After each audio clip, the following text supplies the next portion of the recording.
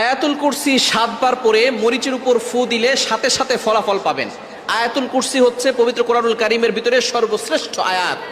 আয়াতের ভিতরে সর্বশ্রেষ্ঠ আয়াত হচ্ছে আয়াতুল কুরসি।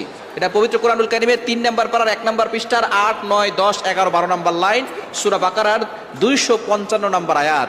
এই আয়াতের ভিতরে অনেক ফজিলত রয়েছে। এই আয়াতটি হচ্ছে জিনদের সবচেয়ে বড় মহা ঔষধ। অনেক সময় দেখবেন দুষ্ট জিনরা মানুষের উপরে আসর করে থাকে। এটা করে কি করে না?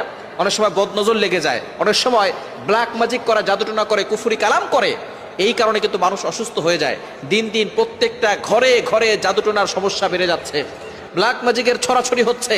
নবীজি সাল্লাল্লাহু আলাইহি সাল্লামকেও জাদুটনা করা হয়েছিল। সুতরাং আয়াতুল কুরসি আপনি অবশ্যই পড়লে ভালো ফলাফল পাবেন।